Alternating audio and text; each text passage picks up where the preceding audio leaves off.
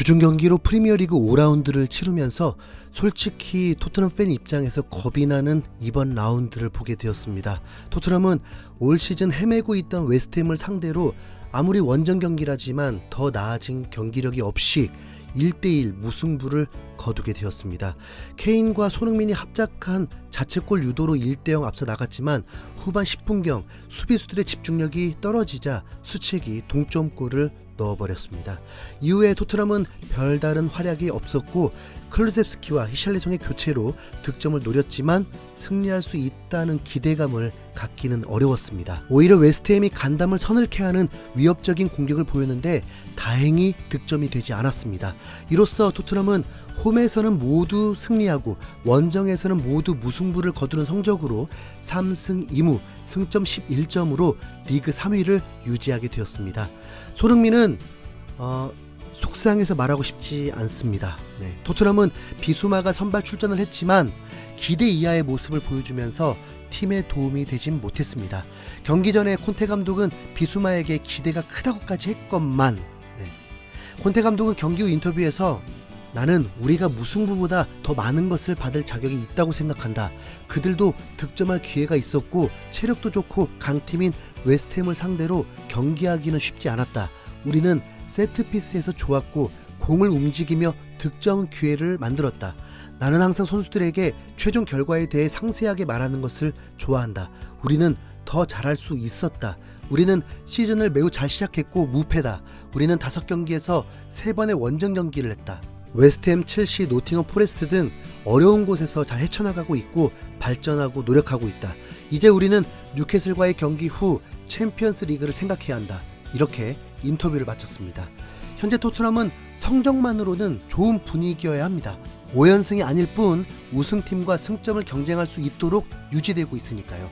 아스날이 무패 우승이라는 게 비커리어로 남아있듯이 토트넘도 무패 도전하면 좋죠. 좋은데 그게 가능할지는 현실적으로 모르겠습니다. 이번 5라운드에서 라이벌 팀들은 무서운 공포감을 주었기 때문입니다. 아스날은 아스톤빌라를 상대로 2대1 승리를 또 거두면서 5연승으로 단독 1위를 달리고 있고 맨시티는 토트넘이 힘겹게 이겼던 노팅엄을 상대로 6대0이라는 스코어로 대승을 거뒀습니다. 리버풀은 강해진 무패 뉴캐슬을 상대로 선제 실점을 했으면서도 기어코 역전하면서 B클럽의 위상을 다시 한번 보여줬습니다. 그랬더니 리버풀은 곧바로 토트넘 바로 아래까지 추격해오면서 5위로 올랐습니다. 맨유가 레스터 시티전에서 승리한다면 첼시 외 B클럽 5팀은 상위권에 자리하게 됩니다. 위안인 것 딱 한 가지는 이 팀들은 모두 홈경기를 치렀다는 것입니다. 홈경기 2점이라는 건 두말할 필요도 없겠죠. 한 홈경기 2점에 대한 연구 결과를 보면 자기 영역을 수호하려는 다른 동물들처럼 축구 선수들도 자기의 영역인 홈그라운드를 지키기 위해 더욱 정력적이고 능동적으로 변한다. 외부 팀으로부터 위협을 당할 때 더욱 활동적이고 자기 확신에 가득 차게 된다. 이렇게 보고하기도 했고 또 다른 연구 결과에서는 특히 심판들이 홈팀을 유리하게 판정하는 경우가 있다고도 전했습니다. 아마도 이런 분석으로 볼 때 웨스트햄전 박스 안에서의 핸드볼 반칙 여부는 토트넘의 홈경기였다면 페널티킥이 그대로 되지 않았을까 추측해 봅니다. 토트넘은 맨시티, 리버풀과 대등한 레벨이라고 볼 수는 없지만 우승을 도전하고 있습니다. 콘테 감독의 목표가 지는 것을 싫어하는 만큼 토트넘이 한 단계 더 발전하는 것이다 라고 했는데 대놓고 우승이 목표라고 하지 않지만 그냥 목표가 우승입니다. 토트넘이 우승 도전을 하기 위해서는 지금 성적은 매우 좋은 상황입니다. 그리고 라이벌 팀들을 상대로 승점을 따오면 정말 우승이 가능할 수 있다는 시나리오는 된다는 거죠. 자, 근데 정말 그 라이벌 팀들을 상대로 승리를 할 수 있을지는 솔직히 모르겠습니다. 아스날은 축복받은 경기 일정으로 강팀을 한 번도 상대해보지 않고 승리했기 때문에 잠깐 패스하고 맨시티 이번 5라운드를 보면 홀란이 2연속 헤트트릭이라는 어마어마한 기록을 써버리면서 그것도 전반전에만 엄청난 공격력을 보여주고 있습니다. 5경기에서 9골을 넣어버린 홀란은 데뷔하자마자 이달의 선수상 유력합니다. 맨시티가 상대한 팀은 노팅엄이었습니다. 바로 직전 경기에 토트넘이 상대했던 팀이었다 보니 비교가 좀 가능하다고 볼 수 있죠. 노팅엄은 토트넘을 만만하게 생각하고 저돌적으로 나오면서 점유율 우위를 점했습니다. 그리고 엄청 뛰면서 토트넘을 압박했습니다. 그래서 예상과 다른 졸전이었다는 평가였고 노팅엄도 강하다는 인상을 줬습니다. 그런 팀이 맨시티를 상대한다. 그럼 어떤 이변이 나올지도 모르는 거잖아요. 혹시 알아요? 맨시티가 득점이 적고 무승부가 될지. 경기는 혼란이 모든 레벨 차이를 보여줬습니다. 전반 12분 만에 맨투맨 마크가 되어 있어도 힘에서 전혀 밀리지 않고 박스 안에서 볼을 받자마자 득점을 연결시켰습니다. 피지컬로 만들어낸 골이었습니다. 10분 뒤에는 박스 안에서 좋은 위치 선정으로 마치 볼이 자석에 붙듯 혼란에게 찾아옵니다. 그리고 또 15분 후에는 박스 안에서만 맨시티가 헤딩만으로 패스를 잇고 마지막 가장 큰 혼란이 헤딩으로 밀어 넣으면서 해트트릭을 장식해 버렸습니다. 맨시티의 압도적인 플레이에 자칫 바로 전 라운드에 리버풀의 9골에 도전하게 될 듯한 분위기였습니다. 리버풀은 당시 14개 유효슈팅으로 9골을 넣었는데 맨시티는 9개의 유효슈팅으로 6골을 넣었습니다.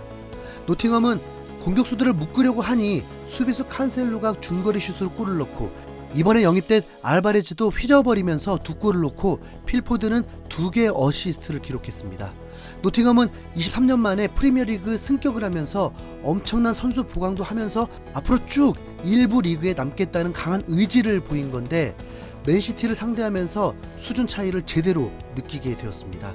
굳이 혼란을 까려고 한다면 수준 높은 패스들이 들어올 때 골대 3m 안에서 대부분 골을 넣었습니다. 엄청난 테크닉들로 수비수를 농락하면서 넣었던 골은 아닙니다. 하지만 그것도 능력이죠. 혼란은 195cm의 거구에 몸도 단단한데 스피드도 최고 속력 36km까지 나오니까요. 그야말로 미친 피지컬인 겁니다. 토트넘은 7라운드에서 맨시티를 상대하게 됩니다. 하필 원정 경기다 보니 조금 두려운 게 사실입니다. 우선 혼란을 상대할 수비수가 마땅치 않습니다. 나폴리를 점령한 김민재가 유일한 대항마일 수 있었는데 토트넘은 대열을 놓친 겁니다. 로메로, 데이비스는 혼란보다 10cm가 넘게 차이 나고 나이어는 혼란보다 훨씬 느리고 그나마 피지컬과 스피드는 산체스가 붙어볼만 한데 그게 또 축구 지능도 무시할 수 없잖아요. 크로스를 날아오지 못하게 하는 것도 매우 큰 임무입니다. 그런데 토트넘 윙백이 그 정도 수준이 되는지 사실 모르겠습니다. 맨시티는 홈 3경기에서 14골을 넣어버렸습니다. 그나마 원정에서 적게 넣은 것이 2경기 5골입니다. 토트넘이 우승을 도전하기 위해선 무조건 맨시티 원정 경기에서 비기고 와야 합니다. 이길 생각은 하지 말자고요. 그냥 우선. 맨시티의 천적은 유일하게 토트넘이라고 봐야 합니다. 지난 시즌에도 토트넘이 2승을 했습니다. 하지만 그땐 혼란이 없었다는 거.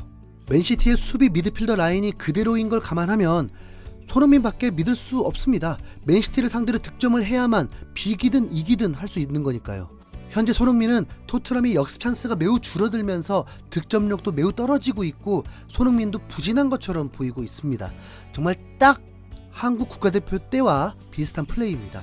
마치 윙백을 공격하게 하고 미드필더 2명을 수비하게 하는 5백과 비슷합니다. 그러니까 볼이 배급이 잘 안되고 중간 아래까지 내려와 있게 되는 것입니다. 차라리 이럴 거면 윙백 하는 게 더 공격 포인트 많이 나올 것 같지 않나요?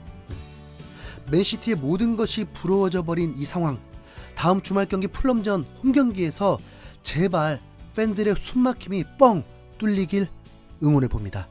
자, 지금 누구보다 힘든 건 손흥민이니까 비난 금지. 자, 손흥민 파이팅. 이상 흰수염고래였습니다.